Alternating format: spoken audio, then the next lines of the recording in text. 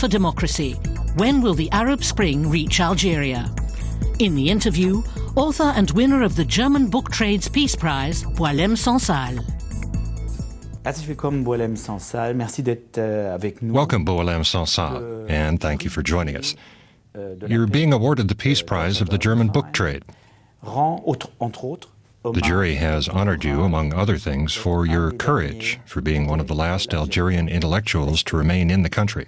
How have you survived in a country that is so strongly characterized by violence and oppression?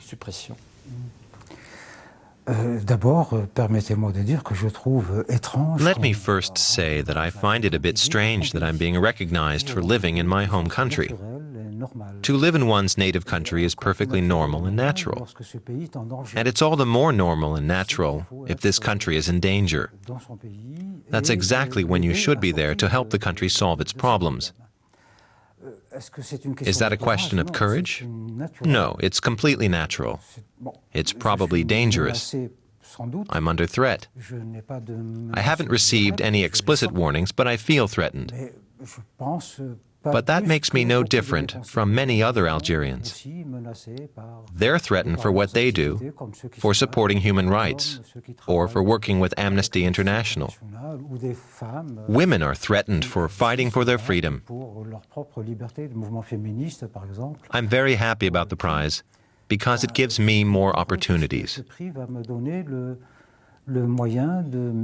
It allows my voice to be heard more, worldwide, and in my home country.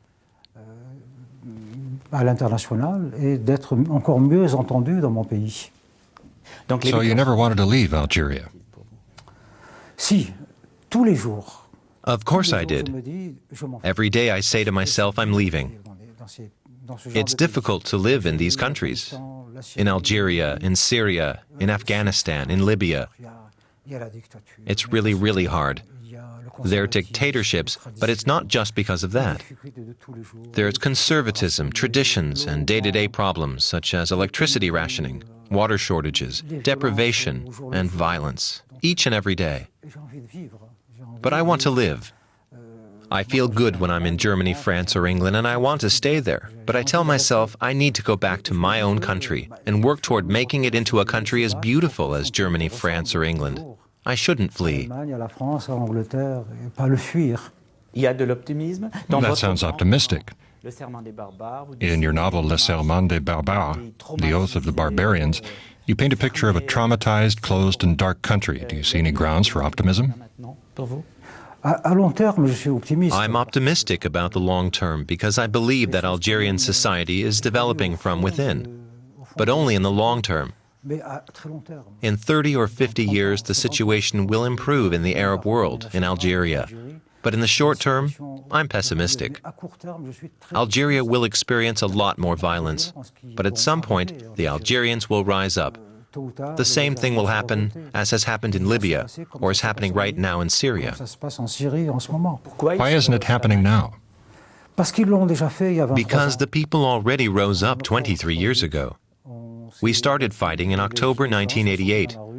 People took to the streets and demonstrated for days. The army shot at the people, thousands were arrested and tortured. Thousands were thrown in prisons, thousands were forced to flee the country. And then a civil war broke out that lasted for 15 years. People are tired, they're scared, traumatized, and are not interested in living through the same events again. The winds of change are blowing through the Arab world, but there are still many challenges. Think of the Coptic Christians in Egypt or the Islamist movement in Libya, even in Tunisia. Think of what's happening in Syria. Is the Arab Spring already over? No, the Arab Spring has barely begun. Each season of the year is only a few months long, but this kind of season will last 30 years. Now people have to start organizing themselves.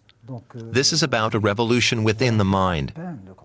Just getting rid of a dictator doesn't mean that democracy has been achieved. People have to rid themselves of the thinking that supported the dictatorship. Think about it, with ideology, Islamism, religions, traditions, conservatism. That's what it's about now, and that takes time. qui ont permis aux dictatures de s'installer.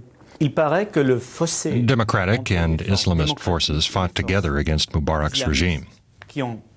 But it seems as though the rift between them is widening.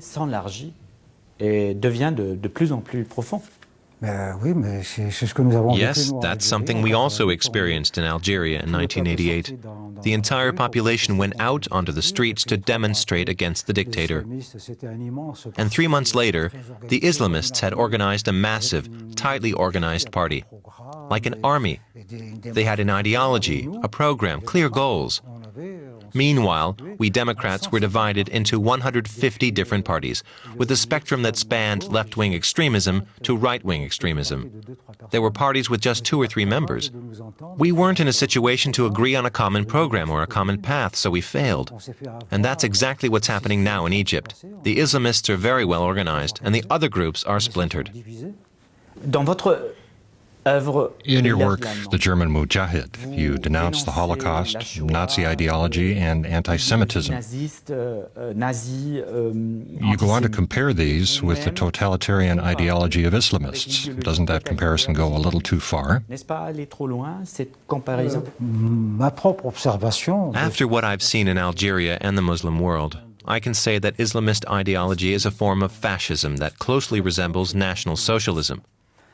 I think that if you want to effectively fight against Islamist ideology, you have to examine National Socialism and think about how it developed. We don't have enough time today to go into how it developed or how its substance is based on a long history, that it grew from sects that were already in existence 2,000 years ago, sects which also helped to shape Islamist thinking. Islamist ideology manipulates people in much the same way as a sect does, by systematically destroying all forms of individuality. Can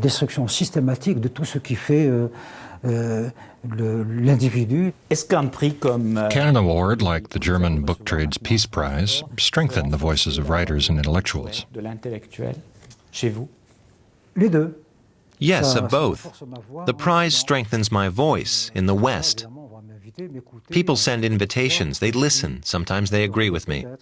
They might say, yes, perhaps one should try that. In my country, in our countries, it helps pro-democracy activists to think differently about Islamism. Islamism is not the same thing as Islam. What do you expect from us Europeans? What role should Europe now play? In life, there's only one right choice, to choose good. And those fighting for democracy are good. Even if there's just one person who's pro-democracy, we must start with this person and not with the bandits.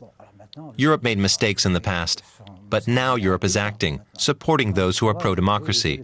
But it'll take time. Democracy develops step by step, because this is also about a change in thinking, a revolution of the mind. Arab societies have to develop further. Think of the environmental movement in Europe. We needed 40 years to really understand that we're destroying the planet. Only now is a real change in thinking taking place. And it will surely be another 40 years before we are able to change our ways. And we should definitely be listening to poets and writers. Boualem Sansal, thank you for this conversation, and congratulations on winning this prize. Thank you. Merci.